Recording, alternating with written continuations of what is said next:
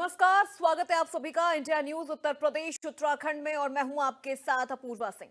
लोकसभा में भारी हंगामे के बीच वक्फ संशोधन बिल हो गया और चर्चा लगातार जारी है। सियासत आर पार है, आरोपों की भरमार है। किरण रिजिजू ने कहा कि वक्फ का मामला धार्मिक व्यवस्था से जुड़ा नहीं है, ये प्रॉपर्टी के संरक्षण का मामला है।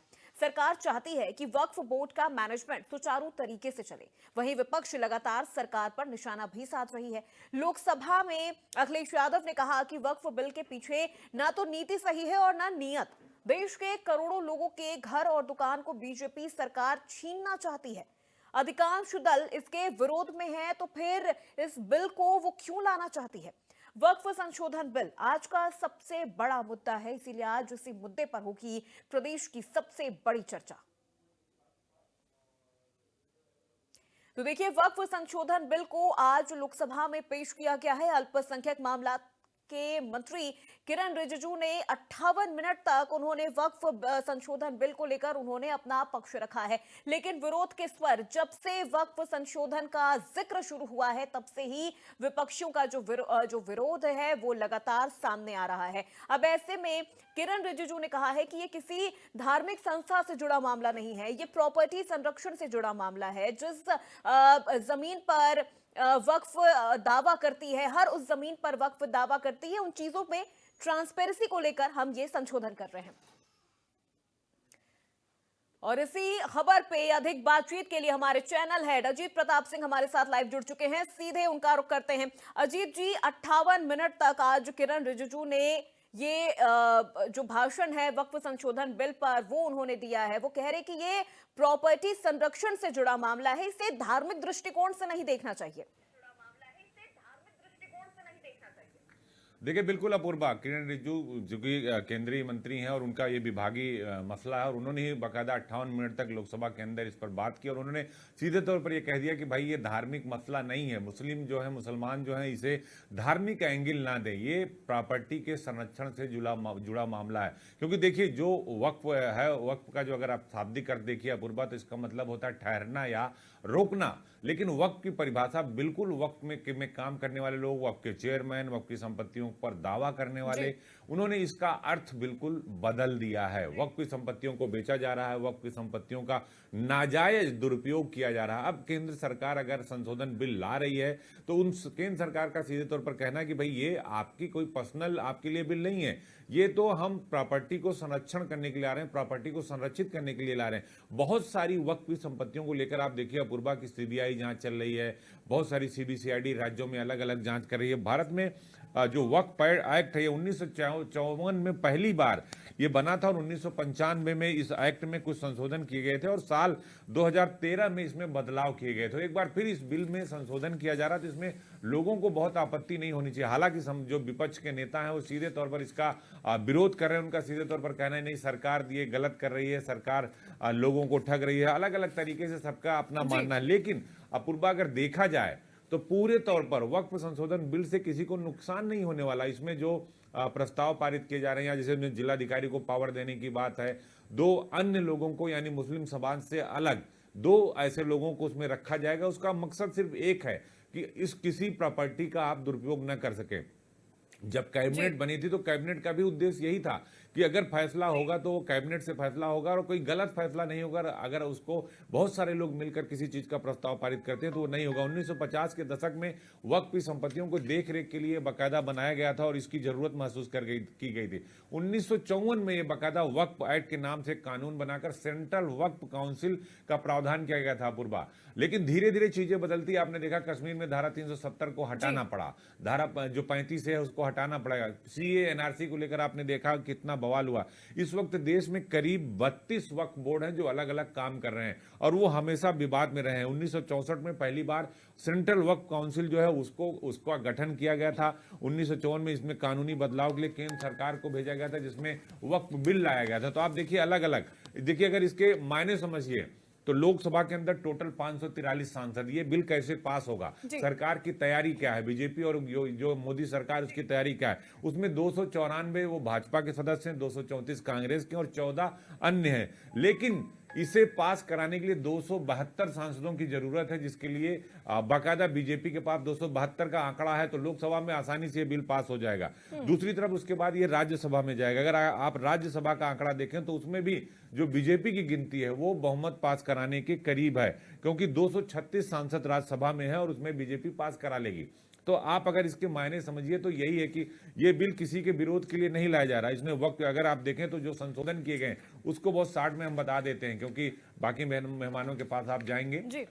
उससे पहले वक्फ संपत्तियों से जो अहम संशोधन किया गया है, वक्फ संपत्तियों से जुड़े मामलों को राज्य सरकार नियंत्रण करेगी और उसकी भूमिका रहेगी। अगर संपत्ति वक्फ की है या नहीं है यह तय करने का भी अधिकार राज्य सरकार कलेक्टर रैंक के अधिकारियों को देगी। यानी आईएएस अफसर जो है वो इस पर राज्य सरकार नियुक्त कर सकती है। यानी अगर किसी जिले में आपकी संपत्ति वक्फ संपत्ति है तो उसको जो नियंत्रण करेगा वो डिस्ट्रिक्ट मजिस्ट्रेट करेगा या उस लेवल का कोई अधिकारी होगा। जिलों में आईएएस जो है सीडीओ भी होते हैं वो कर सकते हैं। मौजूदा पुरानी मस्जिदें, ये बहुत जरूरी पॉइंट है पूर्वा, ये दर्शकों को जानने के लिए जरूरी है कि जो मौजूदा पुरानी मस्जिदें हैं, दरगाह है या अन्य जो मुस्लिम धार्मिक स्थानों को से छेड़छाड़ नहीं होगा। जो इस बात का विरोध हो रहा है कि नहीं इससे संपत्ति बदल जाएगी, ये वक्त बिल नहीं आना चाहिए, ओवैसी से लेकर अखिलेश तक जो राग अलाप रहे हैं, पहले इस संशोधन को पढ़ लेना चाहिए, इस कानून पर एक बार चर्चा हो जानी चाहिए और उसके बाद विपक्ष को सरकार का विरोध अगर करते तो भाई बहुत अच्छी बात है। हालांकि अच्छे लोकतंत्र की खूबसूरती है कि सरकार का विरोध किया जाए, सरकार को आईना दिखाया जाए। तो देखिए मैं जो मेन पॉइंट अपूर्वा बता रहा था कि मौजूदा पुरानी मस्जिदों या दरगाह या मुस्लिम समाज के अन्य धार्मिक अवसरों से कोई छेड़छाड़ नहीं होगी।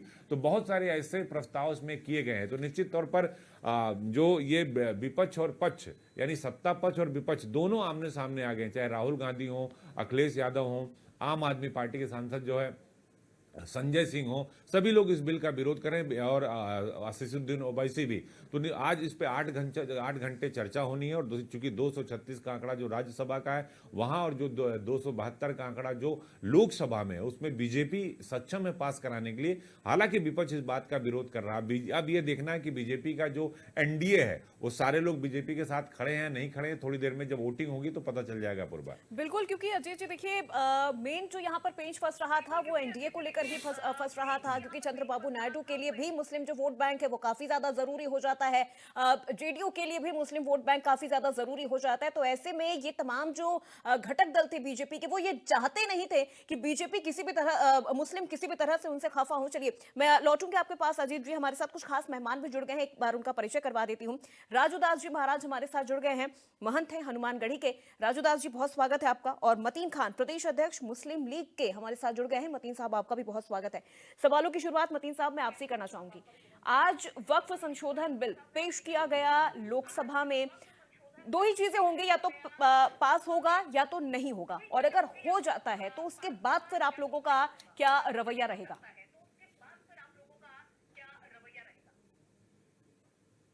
बोर्ड ने जो डिसाइड करेगा वही रवैया मेरा रहेगा, हमारी पार्टी का वही रवैया रहेगा जी। क्योंकि ये वक्फ बोर्ड जो है वो एक मुस्लिम प्रॉपर्टीज के देखभाल करने का, उनको केयर टेक करने का एक वो है, एक धार्मिक इदारा है जिसके जरिए से कब्रिस्तान है, वक्फ और मस्जिदें हैं, खानकाएं हैं, दरगाहें हैं, इबादत गाहें हैं, यतीम खाने हैं, ये सारी चीज़ों का देखभाल ये वक्फ बोर्ड के जरिए से ही किया जाता है। अब इस पर सरकार ने जो रवैया अख्तियार किया है वो डिक्टेटरशिप वाला रवैया अख्तियार किया कि मैं तो हर हाल में ये बिल लाऊंगा, और उसने जब कहा है तो मुस्लिम पर्सनल लॉ बोर्ड ने भी कहा है कि भाई मैं इस बिल की मुखालफत करूंगा, और उसी की कॉल के बिहाफ पर ही हम उसकी मुखालफत करते हैं, क्योंकि ये बिल जो है वो हिंदुस्तान के संविधान के विपरीत बिल है, क्योंकि इसमें आर्टिकल 14, 25, 26, 27 ये सब वायलेट कर रहा है। संवैधानिक लोग हैं हम, संविधान के एतबार से काम करते हैं, संविधान के तरीके के एतबार से ही इसका विरोध करेंगे। ठीक है मतीन साहब। राजूदास जी, अब आपका क्या पक्ष रहेगा इस पूरे बिल को लेके? ये आना चाहिए, आ भी रहा है, पेश भी हो गया है लोकसभा में, 8 घंटे चर्चा होगी इस पूरे बिल को लेके। अगर ये पेश हो जाता है तो देखिए मुस्लिम पर्सनल लॉ बोर्ड की तरफ से तो कहा जा रहा है कि हम सड़कों पर आ जाएंगे अगर ये पेश हो गया तो।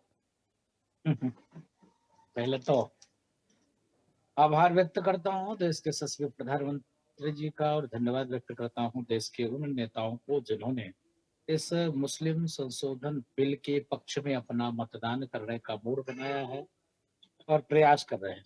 मैं आह्वान उन लोगों के लिए भी करता हूं जो सपा, बसपा, कांग्रेस और अन्य दल में लोग हैं, उनको भी बढ़ चढ़ के हिस्सा लेना चाहिए और मुस्लिम संशोधन बिल पर बहस करते हुए अपना मतदान करना चाहिए। दुख इस बात की है कि धर्म के आधार पे देश का बंटवारा, हिंदू हिंदुस्तान में, मुस्लिम पाकिस्तान में, फिर भी हमने मुसलमानों को गले लगाया। और मुसलमानों को जब आप एक तरफ कहते हो भारत सेकुलर देश है, तो सेकुलर देश में इस प्रकार से असीमित किसी को व्यवस्था देना ये कहाँ से न्याय संगत है? तो हिंदुओं के साथ छला हुआ है, बहुसंख्यक समाज के साथ चला हुआ है। हमको फिर हमारे मंदिरों के विरोध में आप तेज कानून बना के मंदिरों को एक्वायर कर रखे हो, अधिग्रहण कर रखे हो, अधिग्रहण कर रखे हो, मंदिर के सारा चढ़ावा आप लेते हो, मंदिर के सारे संपत्ति को आपने हड़प करके रखा है। और एक तरफ आप उसी देश में उसी संविधान के हवाला देते हुए एक कौम को इतना असीमित जो है शक्ति प्रदान कर दिया। उन्होंने कह दिया गलती से भी कि राजूदास हमारी वक्फ की संपत्ति है, उनका हो जाएगा। आने वाले दिनों में तो सीधे कहेंगे कि हिंदुस्तान से सब लोग बाहर जाओ, हिंदुस्तान वक्फ की संपत्ति है, क्योंकि औरंगजेब, बाबर, अकबर इन लोगों ने देश पे शासन किया, तो ये सब वक्फ की संपत्ति है। तब आप क्या कर लेंगे? तो इस प्रकार से किसी को इतना शक्ति देना अच्छी बात नहीं है। तो पहली बात तो ये बोर्ड ही खत्म हो जाना चाहिए था, नहीं होना चाहिए था।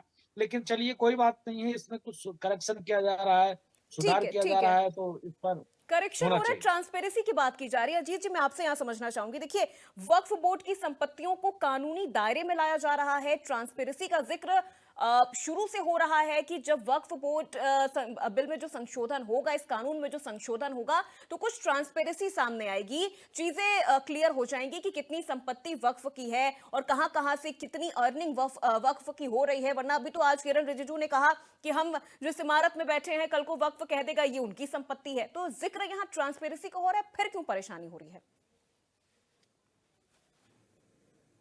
देखिए, बिल्कुल अपूर्वा, आपने बिल्कुल सही बात कही कि जहां पर वो किरण रिजिजू बयान दे रहे हैं, वक्त पे भी कह सकता कि नहीं भाई ये तो लोकसभा संसद भी हमारा है। आपने देखा कि महाकुंभ में भी वक्त में दावा कर दिया था कि वहां की जमीन हमारी है। हर जगह वक्त अपना दावा कर देता है। तो ये ट्रांसपेरेंसी के लिए ही कानून लाया जा रहा है कि अगर इसमें डिस्ट्रिक्ट मजिस्ट्रेट होगा, कलेक्टर होगा, IAS रैंक का एक अधिकारी होगा, उस जिले में अगर आपकी वक्फ बोर्ड है और वक्फ की संपत्ति है, देखिए पूरे हिंदुस्तान में 32 वक्फ बोर्ड हैं, तो अगर IAS अधिकारी रखे जा रहे हैं उसमें और 2 अन्य सदस्य रखे जाएंगे जो आपकी बोर्ड के वक्फ बोर्ड की बाकायदा मॉनिटरिंग करेंगे, यानी आप एक तरफा कुछ नहीं कर पाएंगे। अभी वक्फ की संपत्तियों को, कितनी संपत्तियों को बेच दिया गया, आप अंदाजा नहीं लगा सकते। हजारों करोड़ की संपत्ति जो है वक्फ की बेची गई है। और जबकि कानून ये कहता है कि आप संपत्ति नहीं, किसी भी ट्रस्ट की संपत्ति, किसी भी संस्था की संपत्ति आप बेच नहीं सकते।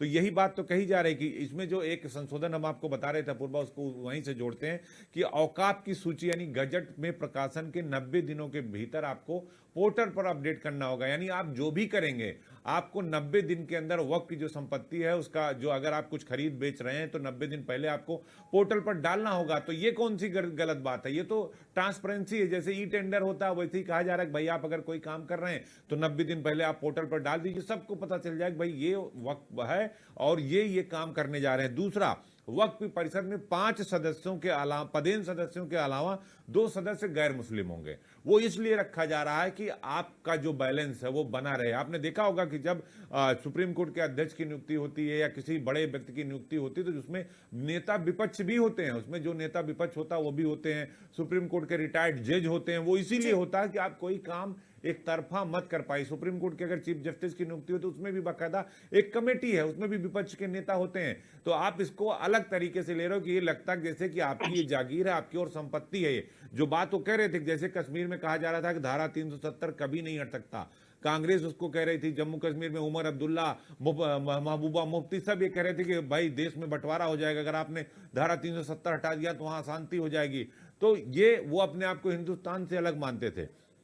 वक्त के लिए भी यही संशोधन भी लाया जा रहा है। वक्त के मामलों में संबंधित संयुक्त सचिव जो होगा जी, आंदोलन की बात हो रही है। देखिए, सड़क पर उतरेंगे तो कानून अपना काम करेगा पूर्वा। और विशेष तौर से अगर उत्तर प्रदेश की बात हो तो योगी आदित्यनाथ जो उत्तर प्रदेश के मुख्यमंत्री हैं, उनके बारे में जग जाहिर है, उनके बारे में सभी लोग जानते हैं कि अगर आपने कानून हाथ में लिया, आपने सड़क पर पथराव किया, तो ये कश्मीर वाला इलाका नहीं है कि आप पत्थरबाजी करेंगे और आप बच जाएंगे। ये योगी आदित्यनाथ वाली सरकार है जहां आपके घर पे बुलडोजर भी चलेगा। अगर आप फरार हो गए तो आपके ऊपर इनाम भी घोषित होगा और पुलिस की गोली का शिकार भी आप हो सकते हैं। राजू दास जी बैठे हैं, आप देखिए महाकुंभ में भी वक्फ में अपनी संपत्तियों का दावा कर दिया था। जितने मंदिर है उस पर वक्फ दावा कर देता है। तो इसको ठीक करने के लिए इस बिल का जो संशोधन बिल आ रहा है ये जरूरी, और बहुत सारे बिलों में संशोधन होता है। अंग्रेजों के जमाने का काला कानून खत्म किया गया ना। प्रधानमंत्री ने जब इंडिया न्यूज का न्यूज एक्स वर्ड का उद्घाटन हो रहा तो उन्होंने 2 कानून के बारे में चर्चा की थी अपूर्वा। एक उन्होंने कहा था कि बांस का बहुत इस्तेमाल होता है, बांस, लेकिन उसको पेड़ की श्रेणी में रखा गया था। अगर आप बांस काटेंगे तो आप जेल चले जाएंगे। तो निश्चित तौर पर देखिए, अगर आप बांस काटेंगे तो जेल चले जाएंगे। तो बहुत सारी चीजें होती हैं कि आप इसी तरह के बहुत सारे कानून होते हैं जो खत्म कर दिए गए। अंग्रेजों के जमाने के काला कानून जो था उसको खत्म किया गया। तो आप देखिए सीआरपीसी, आईपीसी, इसको खत्म करके नया कानून लाया गया। वो इसलिए लाया गया कि पहले देखिए अंग्रेजों के जमाने में बग्घी से दौड़ाकर वो लोगों को मार देते थे और कोर्ट में उनकी खड़े खड़े बेल हो जाती थी और कहता था गैर इरादतन हत्या। वो एक धारा लगती थी 304A। उसको बदला गया कि अगर आप ड्राइविंग करेंगे और किसी को जानबूझकर मारेंगे तो आप हत्या के दोषी होंगे। तो वक्फ का जो बिल आ रहा है उसमें इसीलिए जो सचिव होगा, पदेन होगा सरकार का, कलेक्टर को उसमें रखा जाएगा, 2 सदस्य गैर मुस्लिम रखे जाएंगे। और ये संशोधन बिल इसीलिए लाया जा रहा है कि आप भी सुरक्षित हो जाइए, संपत्ति भी सुरक्षित हो जाए और मनमानी आप नहीं कर सकते। उत्तर प्रदेश के अंदर आप देखें, अगर उन्नाव से लेकर, बरेली से लेकर, मुरादाबाद से लेकर, बनारस तक लेके लगभग उत्तर प्रदेश में कम से कम 2 से 2,500 हजार जांचें जो हैं वो उत्तर प्रदेश के अंदर वक्फ की संपत्तियों की खरीद फरोख्त को लेकर चल रहा है। मैंने बताया कि सीबीआई जांच भी चल रही है। तो आप पहले कानून को देखिए, उसको समझिए, उसको पढ़िए। सड़क पर उतरकर आप काली पट्टी बांध लीजिए, आप हाथ में पत्थर उठा लीजिए, आप हाथ में डंडा उठा लीजिए। तो उत्तर प्रदेश में पहले से प्रॉपर्टी पब्लिक प्राइवेट प्रॉपर्टी अध्यादेश है। अगर आपने तोड़ा तो आपकी तस्वीरें पोस्टरों में लग जाएंगी और अगर आपकी तस्वीरें लग गई तो आपको साथ क्या होगा ये योगी आदित्यनाथ की सरकार में सबको पता है। वो सीधे यहाँ कहा जाता है साहब यहाँ बेल से नहीं, जेल से नहीं, बेल से डर लगता है। बाहर आइए तो गले में तख्ती या सामने पुलिस खड़ी होगी। तो निश्चित तौर पर देखिए उत्तर प्रदेश के अंदर अगर लॉ एंड ऑर्डर की बात करें अपूर्वा, तो यहाँ ये कुछ नहीं कर सकते। दिल्ली के अंदर भी देखिए बीजेपी की सरकार है, केंद्र में खुद देखिए बीजेपी की सरकार है। तो सरकार की पहले से तैयारी है। उत्तर प्रदेश में अलर्ट है। डीजीपी प्रशांत कुमार ने सभी जिले के डीएम कप्तानों को बता दिया है, प्रमुख सचिव गृह ने, संजय प्रसाद ने बता दिया, कहीं कोई उपद्रव करता, उत्पात करता है तो उससे उसी सख्ती से निपटा जाएगा जैसे एक बिल्कुल, यानी उपद्रवियों को उनके ही तरीके से हाथ पे हाथ रखकर नहीं बैठी है। जी बिल्कुल अजीत जी, यानी उपद्रवियों को उनके ही तरीके से जवाब दिया जाएगा। चलिए हमारे मतीन खान जी से सवाल है मेरा। मतीन जी, सड़कों पर उतरने की बात हो जा रही है, खून बहाने की बात हो जा रही है, कुर्बानी देने की भी बात हो जा रही है, लेकिन अगर एक कानून बनाया जा रहा है, कानून के दायरे में अगर वक्फ काम करेगा, फिर उसमें क्या परेशानी है? ट्रांसपेरेंसी की बात हो रही है। कई ऐसे लोग हैं जो वक्फ को अपनी संपत्ति दान करते हैं, अपनी जमीन दान करते हैं, तो आखिर उनको भी तो जानने का हक है ना कि कितनी कमाई हो रही है वक्फ की। अजीत जी क्या भाजपा के प्रवक्ता हैं? मैं तो यही समझ रहा था कि भाजपा के प्रवक्ता हैं। जिस तरह से वो योगी सरकार से डराने और धमकाने और आप सही समझ रहे थे, आप सही समझ रहे थे। मतीन साहब, कानून आपको मान्य नहीं है। हिंदुस्तान के एक मिनट पूर्वा, हिंदुस्तान में रहेंगे, हिंदुस्तान का संविधान नहीं मानेंगे, हिंदुस्तान का कानून नहीं मानेंगे, कहेंगे हमारा देश शरीयत से चलेगा। तो भाई साहब बिल्कुल आप समझ लीजिए, ये देश संविधान से चलेगा और कानून से चलेगा।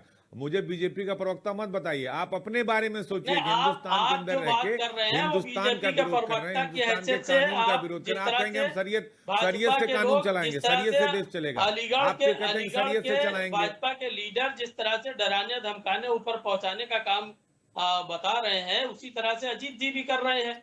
तो मैं तो भाजपा के प्रवक्ता ही समझ रहा था कि ये अजीत जी भाजपा के प्रवक्ता की हैसियत से बात कर रहे हैं। रजा कह रहे हैं सड़क पे नमाज पढ़ दूंगा, मैं डरूंगा नहीं, मैं किसी से डरता नहीं हूँ। असीसुद्दीन ओवैसी जो कह रहे हैं वो क्या वो साधुवाद का आशीर्वाद दे रहे हैं? वो भी तो यही कह रहे हैं, मुस्लिम समाज को भड़का रहे हैं, सड़क पर उतर जाओ, हम छोड़ेंगे नहीं, हम कुर्बानी दे देंगे, हम हाथ में, हम शांति से नहीं बैठेंगे। वो क्या वो मिठाई बांट रहे हैं?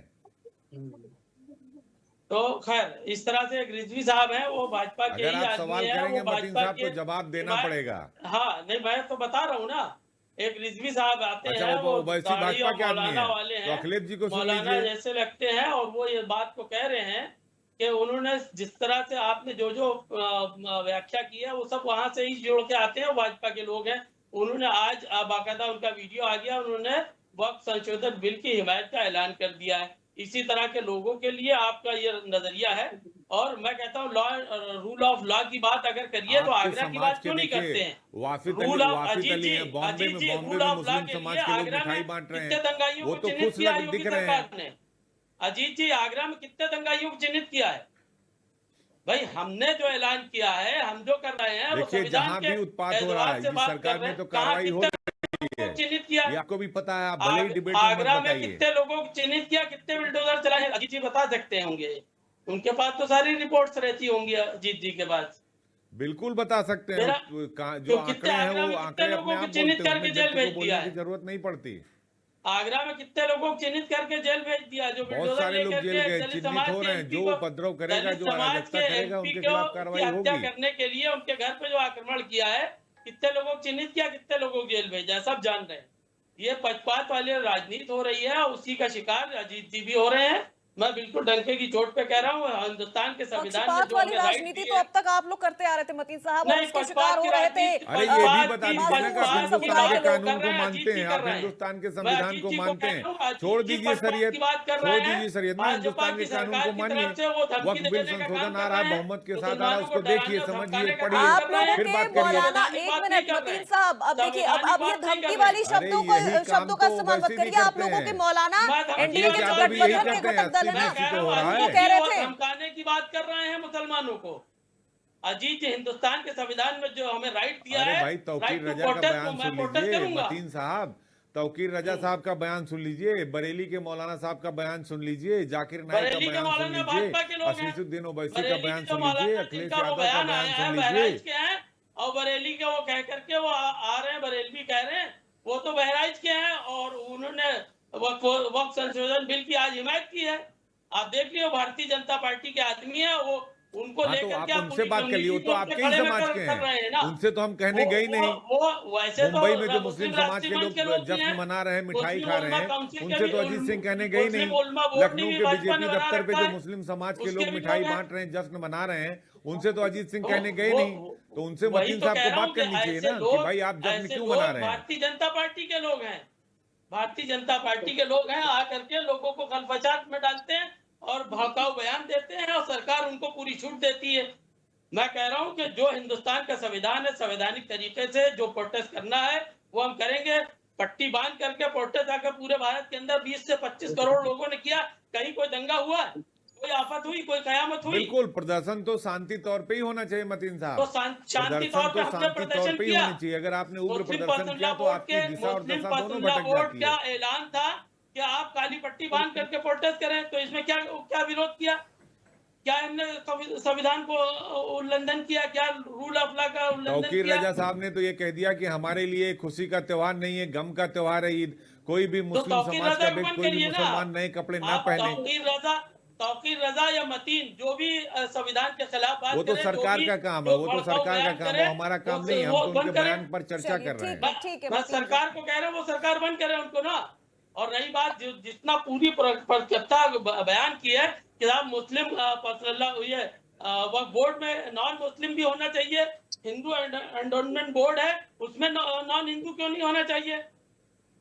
जो मठ बने हुए हैं उसमें नॉन हिंदू क्यों नहीं होना चाहिए? बिल्कुल होने चाहिए, इस बात का तो हम लोकतांत्रिक तरीका समर्थन है करते ना। हैं। आप सब जगह किसी भी होना चाहिए। कमेटी में हर समाज अगर- के लोग होने चाहिए, कोई भी समिति हाँ। बनती है हर समाज के लोग होने चाहिए, इसका मैं बिल्कुल समर्थन करता हूँ मतीन साहब। अयोध्या का डीएम वहाँ का तभी जो है, तभी अगर जो है वो मुसलमान फेयर आ काम जाएगा, होगा। तो वहाँ का वो वहाँ का मेंबर नहीं बन सकता। लिखा हुआ है बाकायदा ये सब चीजें। खैर मेरा काम नहीं ये है बिल्कुल कि बनेगा, हिंदुस्तान क्योंकि के- जिलाधिकारी पदेन है उसमें मतीन साहब। देखिए, इस बात से मैं हाँ। सहमत नहीं हूँ। अगर जिलाधिकारी वहां मुस्लिम समाज का आ जाएगा तो वो पदेन सदस्य है, वो कोई भी आ जाएगा, वो राम मंदिर के ट्रस्ट का सदस्य अपने आप बन जाएगा। वो तो पदेन है, वो तो पारित हो चुका है कैबिनेट से, सुप्रीम कोर्ट चलिए, के अब निर्देश देख पर। लेते हैं। तो उसमें तो आप किसी भी जाति धर्म का आ जाएगा तो वो सदस्य रहेगा। चलिए, ठीक है। राजू दास जी से सवाल ले लेती हूँ। राजू दास जी, अभी आपने ये चर्चा भी सुनी, लगातार देखिए विरोध तो हो ही रहा है, डे 1 से वक्फ संशोधन बिल का विरोध हो रहा है। जब ये कानून नहीं बना था तब से विरोध हो रहा था। और ये भी कहा जा रहा है कि वक्फ जो कानून है, इसके जो कमिटी है, उसमें हिंदुओं को क्यों शामिल किया जा रहा है, ये भी एक बहुत बड़ा मुद्दा यहाँ पर बना हुआ है वक्फ बिल को लेके। देखिए, ये मैं इसलिए कहना चाहता हूँ क्योंकि हिंदुओं को इसलिए शामिल किया जा रहा है क्योंकि वो सुरक्षित रहे, वो मध्यवित्त कुचले शोषित वंचित जो मुसलमान हैं उनको न्याय मिल सके और न्यायिक रूप से उनके प्रति कोई दुर्भावना ना हो। जैसे अभी क्या कर रहे हैं कि अभी सब लोग एक तरीके से वक्फ संपत्ति की डकैती कर रहे हैं।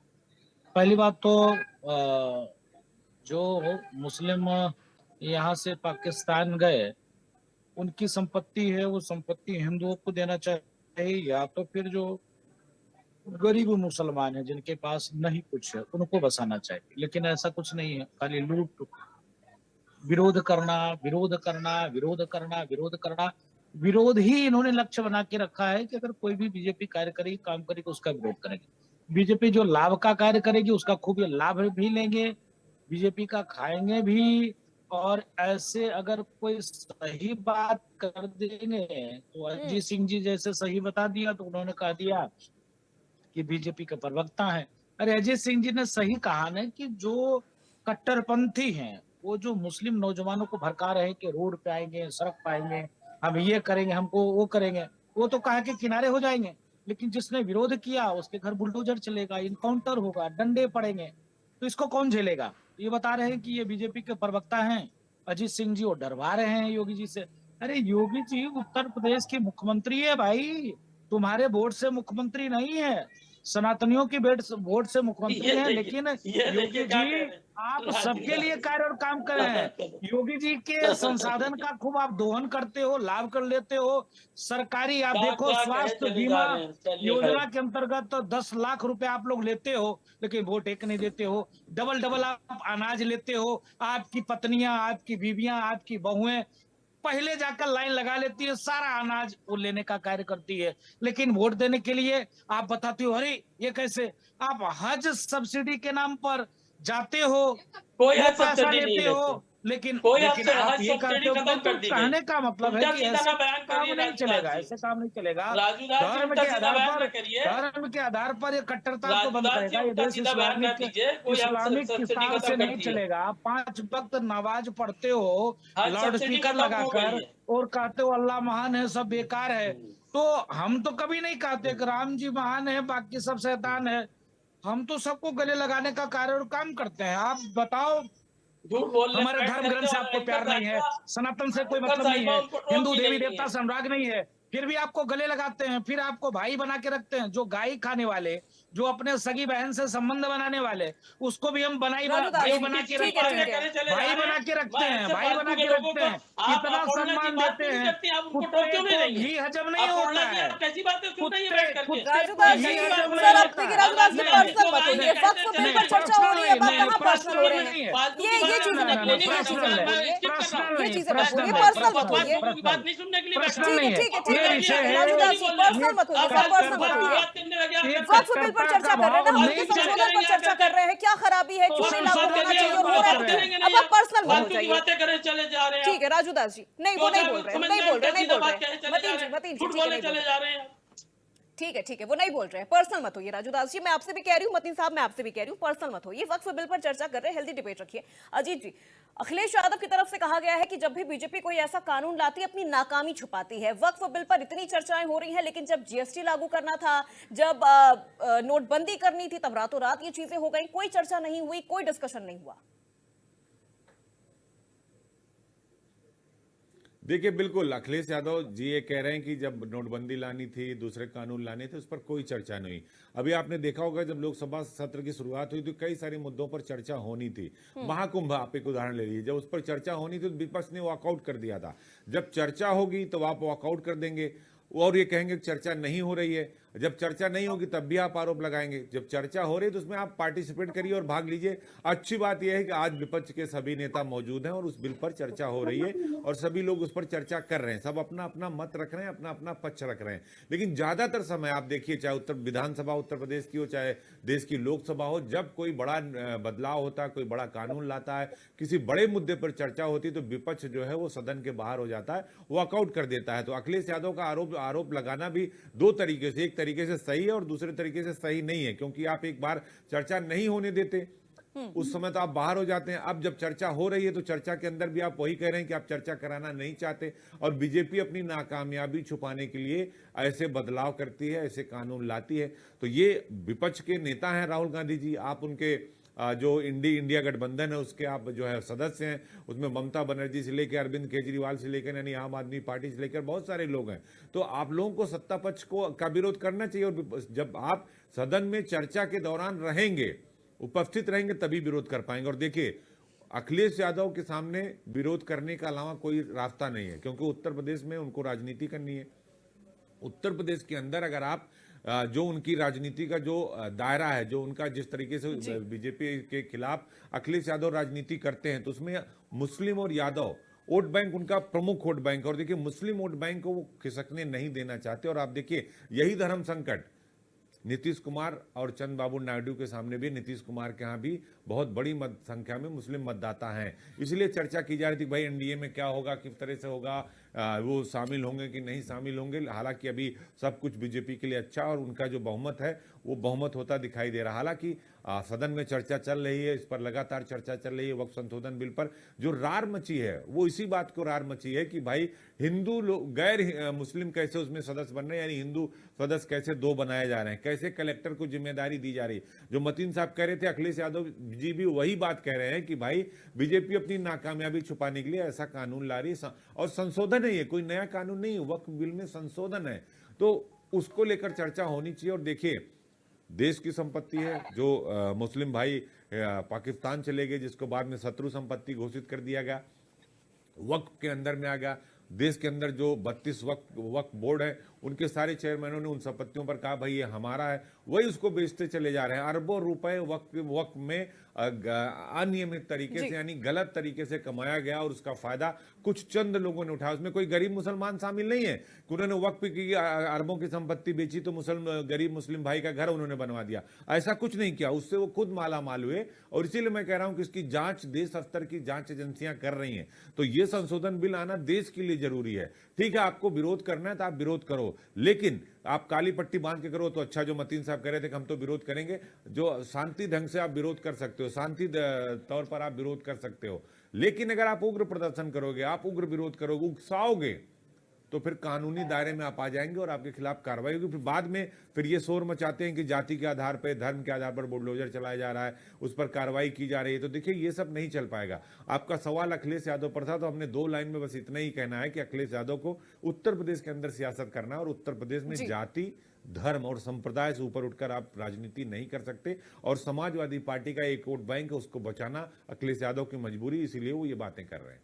ठीक है जी।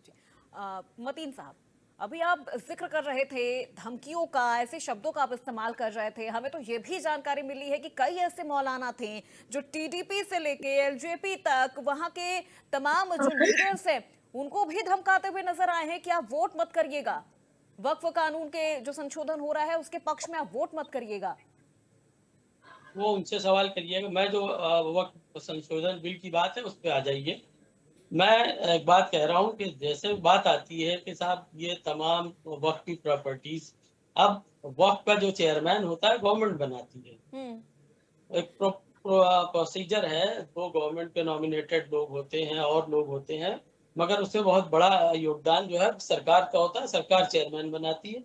पिछले 18 सालों से भाजपा बहुजन समाज पार्टी का कार्यकाल रहा हो, या समाजवादी पार्टी कार्यकाल रहा हो, या बीजेपी का दूसरा कार्यकाल रहा हो, इस वक्त सुन्नी सेंट्रल वक्फ बोर्ड के चेयरमैन जुफर फारूकी साहब हैं।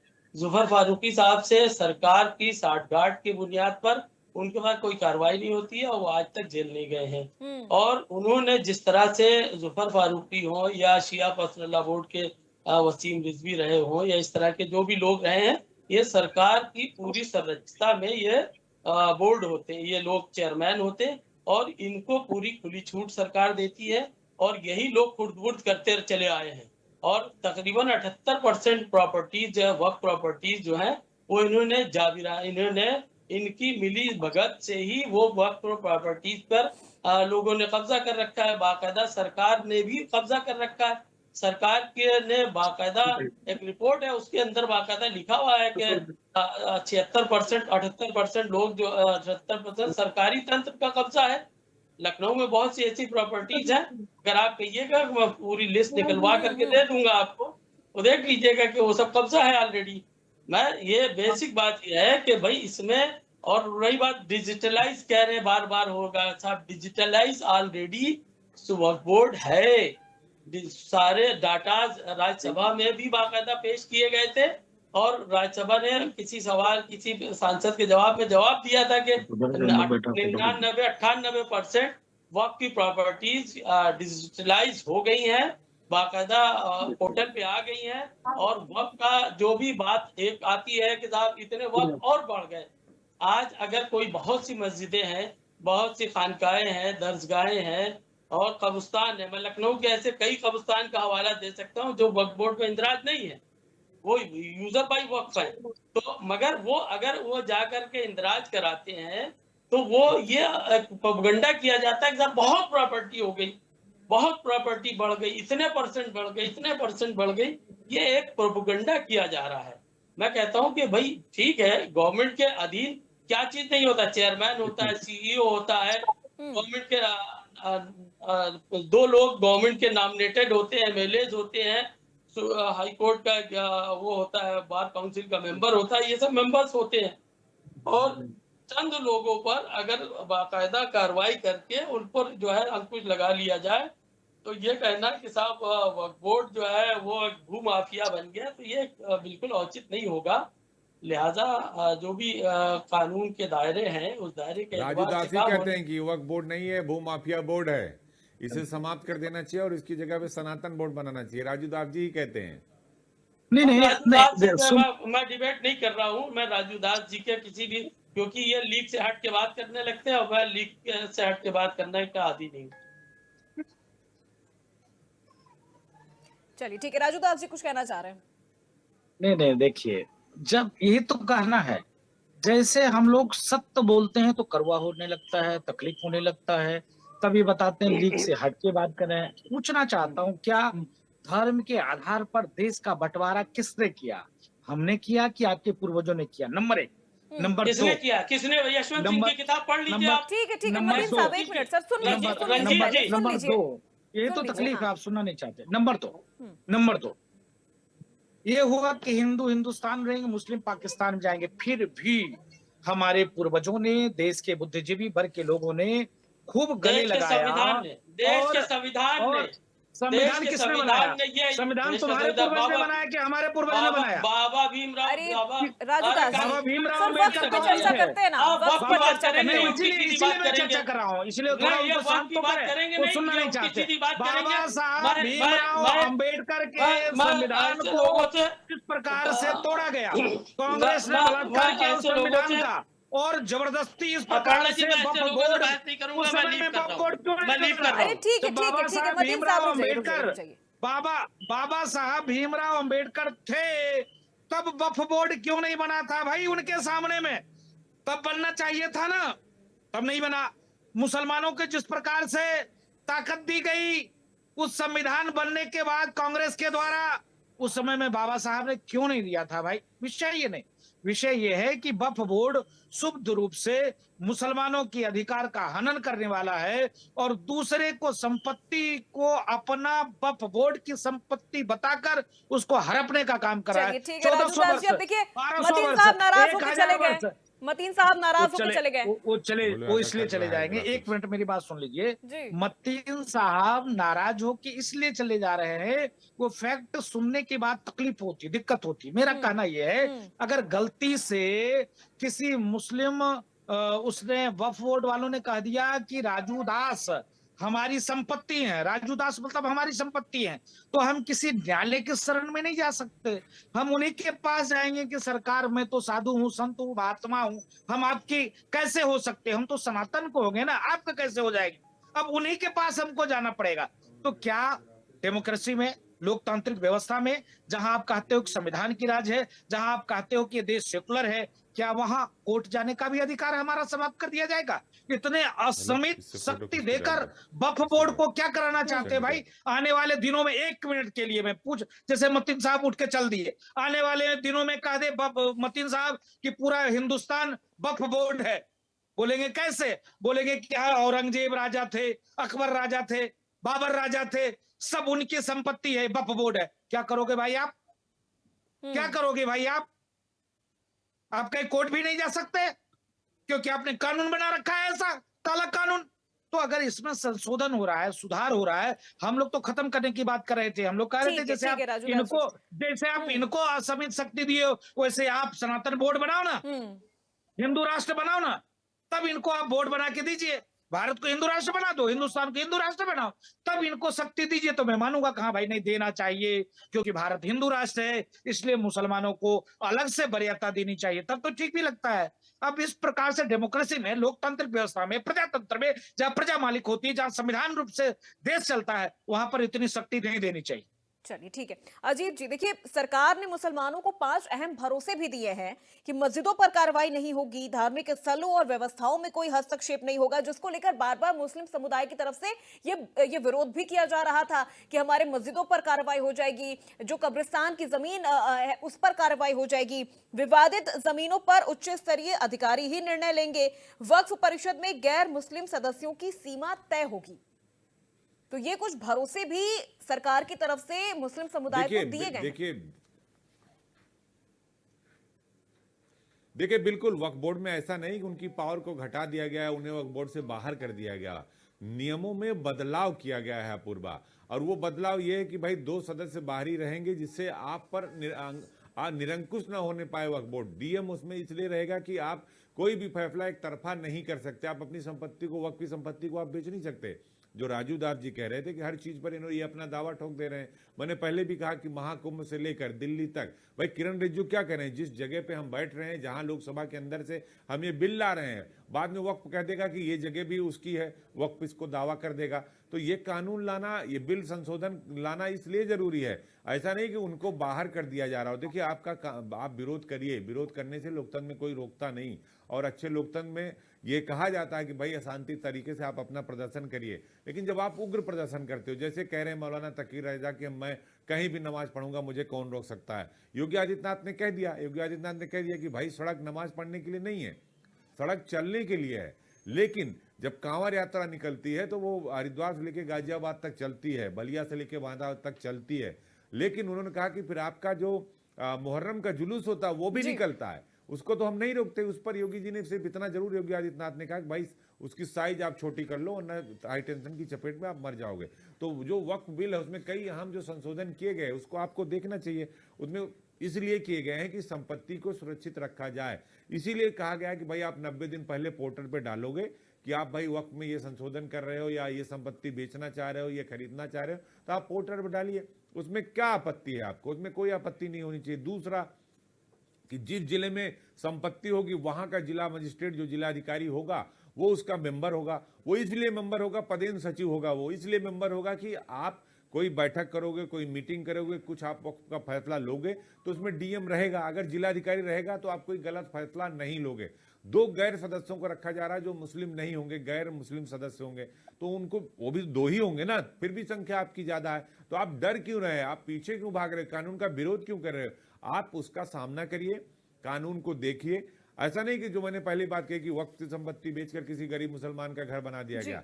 सरकार तो दे रही है ना बना के, पीएम आवास में भी, मुख्यमंत्री आवास में भी, उसमें भेदभाव नहीं हो रहा। ये तो इसलिए संशोधन लाया जा रहा है कि हिंदुस्तान के अंदर आप उसका दुरुपयोग मत कर पाइए। जो बात राजू दास जी कह रहे थे कि आप हिंदुस्तान में रहकर पाकिस्तान का नियम फॉलो नहीं कर सकते, आप हिंदुस्तान में रहकर शरीयत से इस देश को नहीं चला सकते। योगी जी ने तो पहले भी कहा, मुख्यमंत्री जी योगी आदित्यनाथ ने, कि ये देश औरंगजेब के आदर्शों से नहीं चलेगा, बाबर के आदर्शों से नहीं चलेगा। ये देश शरीयत से नहीं चलेगा, ये देश हिंदुस्तान के कानून से चलेगा, हिंदुस्तान के संविधान से चलेगा। एक देश एक विधान एक संविधान से चलेगा।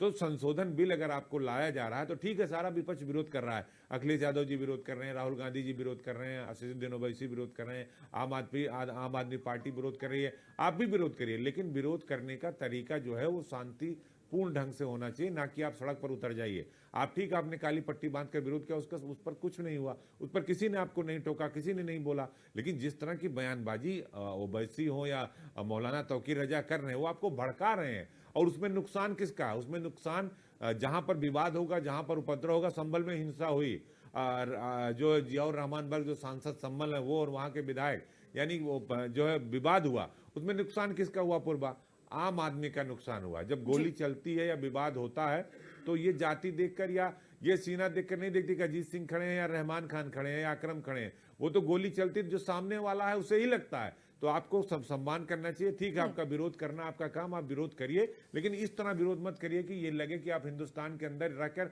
और हिंदुस्तान का विरोध कर रहे हैं। बिल्कुल, क्योंकि अजीत जी यही चीजें हम देख रहे हैं कि अगर आप चाहे हम इस बिल की बात कर ले या इससे पहले भी इस तरह के कई ऐसे बिल पेश किए गए हैं सदन में, या हम महाकुंभ का ही जिक्र कर ले, जब विपक्ष विरोध करता है तो वो इन चीजों के साथ साथ सीधे सीधे ऐसा लगता है कि वो देश के कानून का ही विरोध कर रहा है, संविधान का ही विरोध करने पर उतर आया। निकिता हमारे साथ जुड़ चुकी है लखनऊ से, सीधे उनका रुख कर लेते हैं। निकिता, आज बेहद खास दिन है सदन में, या यूं कहा जाए कि शाम होते होते तक एक इतिहास लिख दिया जाएगा। निश्चित तौर पर ऐतिहासिक दिन भी है, और आपको ये बता दूं जिस तरीके से जो बिल है उसको टेबल कर दिया है, और उम्मीद यही जताई जा रही है कि आफ्टर डिस्कशन रात तक जो फैसला है वो भी आ जाएगा। अब आपको ये बता दूं कि फिलहाल कई लोग इसका विरोध कर रहे हैं, लेकिन हमारे बीच ऐसे भी लोग हैं जो इसका सही मायना समझकर हम उनसे फिलहाल बात करने के लिए यहाँ पर आए हैं। हमारे साथ भारतीय जनता पार्टी प्रदेश कार्यालय के जो इसरार इंचार्ज इसरार अहमद भी हमारे साथ है, साथ ही नेहा खान प्रदेश मंत्री हैं, और भी तमाम गेस्ट हैं, उनसे बात करेंगे। नेहा, सबसे पहले मैं आपके पास इसलिए आना चाहूंगी कि इस बार जो कमेटी बनी है उसमें 10 मुस्लिम्स का रहना अनिवार्य किया गया है, और साथ ही अब 2 महिलाएं भी कहा है रहेंगे। तो ये कितना बड़ा आपको एक अचीवमेंट लग रहा है? अगर मैं वक्फ बोर्ड की बात करूं तो जो बिल आज पास टेबल हो गया है और उस पर फैसला आना है। देखिए, ये बहुत ऐतिहासिक दिन है महिलाओं के लिए। ये प्रधानमंत्री नरेंद्र मोदी जी ने ये एक महिलाओं को फिर तिबारा सौगात दिया है, जैसे ट्रिपल तलाक का एक सौगात दिया ख़त्म करके, और उसके बाद में एक सौगात है मोदी, और ईद का तीसरा दिन है। ये तीसरा सौगात हम लोगों के लिए होगा कि महिलाओं को जो 33% आरक्षण वाला जो है बिल आया, इसमें कहीं ना कहीं ये बहुत बड़ा महिलाओं के लिए बड़ा दिन है कि प्रधानमंत्री नरेंद्र मोदी जी महिलाओं के लिए इतना सोच रहे हैं। बाकी सरकारें केवल महिलाओं को यूज़ किए, कभी जो है उन लोगों ने महिलाओं के हित में बात नहीं की, मुसलमानों के हित में बात नहीं की। जो मुसलमान दबे कुचले थे उनका मुद्दा उठाया सिर्फ प्रधानमंत्री नरेंद्र मोदी जी ने, किसी पार्टी ने इस मुद्दे को उठाया नहीं है। इसरार अहमद, अभी हम आपके पास आएंगे। हम ये देख रहे थे जिस तरीके से पार्टी कार्यालय में आप लोग मिठाइयाँ बांट रहे थे, अभी थोड़ी देर में आप आतिशबाजी करेंगे। किस तरीके से इस पूरे फैसले को देख रहे हैं, क्योंकि कई मौलाना ये भी कह रहे हैं कि उनसे उनका हक छीना जा रहा है? हक मौलाना अरशद मदनी साहब का छीना जा रहा है, मौलाना साद का छीना जा रहा है। हक जो है जो वक्फ माफिया हैं उनका छीना जा रहा है। उसकी सबसे बड़ी वजह यह है कि मौलाना अरशद मदनी साहब BMW से चलेंगे, जो गरीब मुसलमान है उसको हवाई चप्पल तक नसीब नहीं है। मौलाना साद जो हैं वो रेंज रोवर से चलेंगे, गरीब का मुसलमान जो है वो उसके तन पे कपड़ा नहीं है। अन्य मौलाना जो हैं वो राजमहल में रहेंगे, गरीब मुसलमान जो है उसी कुटिया में रहना चाहता है। उनके घर की महिलाएं जो हैं वो विदेश में जाकर एजुकेशन ले सकती हैं, गरीब मुसलमान जो है वो नकाब पहना के घर में रख सकता है। मतलब इस तरीके की तुष्टीकरण की राजनीति ने, अगर हम थोड़े दिन पहले जाएं तो देखेंगे सायरा बानो का केस आया था, उसमें जब आरिफ खान ने एक मुद्दा उठाया था तो उनसे ज़बरदस्ती इस्तीफा ले लिया गया था इस बेस पे, क्योंकि मुस्लिम राजनीति जो है, मुस्लिम वोट की तुष्टीकरण जो है वो कहीं ना कहीं दूर ले जाके उनको फेंक देती। देखिए, साफ तौर पर यहाँ जिस तरीके से इसरार अहमद भी बता रहे हैं कि यहाँ पर पार्शलिटी होती देखी जा रही है, मुस्लिम वर्ग में ही पार्शलिटी, और यहाँ पर मुस्लिम कई ऐसे आरोप मुख्यमंत्री पर लगाते हैं कि वो पार्शलिटी कर रहे हैं, क्योंकि जब वो कहते हैं कि कांवड़ यात्रा रोड पे निकल सकती है तो जिस तरीके से ताजियां हैं वो क्यों नहीं रोड पर निकल सकती हैं? उन्होंने कभी उस पर भी रोक नहीं लगाई अगर कांवड़ यात्रा निकल रही है। तो ये डिफरेंशिएशन अब मौलाना आपस में खुद क्यों कर रहे हैं? इतना जातिवाद और इतना भेदभाव खुद क्यों कर रहे हैं? देखिए, ऐसा है, कांवड़िया और मुहर्रम की जो बात है, कांवड़िया अगर भी रोड पे निकल रही तो मुहर्रम के ताजिया भी जो है करबला जाने के लिए रोड से ही होकर के बिल्कुल ठीक बात। जाते हैं वो। और रही बात बिल पास की, 70 सालों से जिन लोगों ने लूटा खाया गरीब मुसलमानों का हक, अब माननीय प्रधानमंत्री नरेंद्र मोदी जी ने ईद के साथ साथ ये भी एक खुशी का दिन आज हम लोग के लिए है, जो मिठाई बांटा गया, खाया गया। आप अपना एक बार नाम भी बता दें। मैं हूँ ताज जहीर, कार्यालय प्रभारी अवध क्षेत्र अल्पसंख्यक मोर्चा भाजपा से।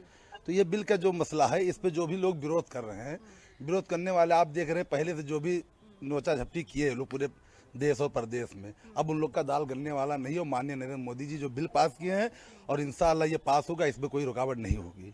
तो आपको लग रहा है कि इस बार जिस तरह से विपक्ष की अगर मैं बात करूं, अखिलेश यादव, ममता बनर्जी, सोनिया गांधी और साफ तौर पर इधर अगर मैं जितने भी ऑपोजिशन है विपक्ष की बात करूं तो वो कहीं ना कहीं इसका विरोध कर रहे हैं, ममता बनर्जी से लेकर अखिलेश यादव से लेकर के राहुल गांधी से लेकर। देखिए, इस देश का मुसलमान जो है वो समाजवादी पार्टी की दरी बिछाने के लिए नहीं है, या कांग्रेस की चटाई बिछाने के लिए नहीं रह गया। बिछाने से याद आया, ठीक है, बिल्कुल निकिता लौटूंगी आपके पास। इतना अजीत खुशी जी, का चलते माहौल चलते है एक आप आखिरी लोगों का। प्रतिक्रिया मैं आपसे लेना चाहूंगी। अब क्या लग रहा है, आज शाम होते होते तक क्या चीजें क्लियर हो जाएंगी? क्या मुस्लिम समुदाय सड़कों पर नजर आएगा? विरोध करेंगे और सड़कों पर नजर आएंगे, जैसे इनकी प्लानिंग चल रही है उसको लेकर सरकार का अलर्ट है। उत्तर प्रदेश में डीजीपी ने अलर्ट कर दिया है, गृह मंत्रालय का अलर्ट है, उसकी तैयारी सरकार की तरफ से पूरी। अगर वो विरोध करेंगे, शांति ढंग से करेंगे तो कोई बात नहीं, लेकिन अगर उग्र प्रदर्शन करेंगे तो सरकार कार्रवाई के लिए तैयार है। सभी जिले के कप्तानों को, डीएम्स को बोल दिया गया। दूसरी बात, जब ये सदन में टेबल हो गया और आज ये पास हो जाएगा, पूर्व मैं आपको बता रहा हूं कि ये बिल पास हो जाएगा, क्योंकि जो आंकड़े हैं जो मैंने आपको बताया पहले भी कि 543 जो सांसद हैं वो लोकसभा के हैं, उसमें 294 बीजेपी के हैं, 234 कांग्रेस के हैं और 14 जो है वो अन्य हैं। तो लोकसभा में ये पास हो जाएगा, क्योंकि 272 की ही जरूरत होगी समर्थन के लिए, तो बीजेपी उसके लिए परिपूर्ण है। राज्यसभा में भी 236 की जरूरत होगी, 236 राज्यसभा सांसद है, उसमें भी 2/3 बहुमत से बीजेपी पास कराने में सक्षम है। तो ये बिल, वक्फ संशोधन बिल तो पास हो जाएगा। अब ये देखना होगा कि पास होने के बाद विपक्ष का रवैया क्या रहता है, क्या वो सड़क पर आता है या सदन के अंदर ही जो विरोध हो रहा है उसी तक सीमित रह जाते हैं, या फिर जो प्लानिंग चल रही है कि वो सब जगह विरोध करेंगे। अभी तो काली पट्टी बांध के विरोध कर रहे थे, क्या वो सड़क पर उतरेंगे? अगर सड़क पर उतरकर विरोध करते हैं, विरोध हिंसक होता है या विरोध उग्र होता है, तो सरकार ने पहले ही कार्रवाई का मन बना रखा है, हर जगह सबको अलर्ट किया गया। तो निश्चित तौर पर उत्तर प्रदेश के अंदर तो मैं कह सकता हूं कि कहीं विवाद हुआ पूर्वा तो कार्रवाई आपको बड़ी देखने को मिलेगी। बाबा का बुलडोजर भी उधर रुक कर सकता है, तो जो लोग उग्र प्रदर्शन करेंगे वो तैयार रहे। उपद्रवियों को उनके ही तरीके से जवाब देने के लिए सरकार तैयार भी है। बहुत शुक्रिया अजीत जी आपका, राजू दास जी बहुत शुक्रिया, निकिता आपका भी बहुत शुक्रिया तमाम जानकारी के लिए। और फिलहाल मेरे साथ चर्चा में बस इतना ही। प्रदेश की तमाम खबरों के लिए आप देखते रहिए इंडिया न्यूज उत्तर प्रदेश उत्तराखंड।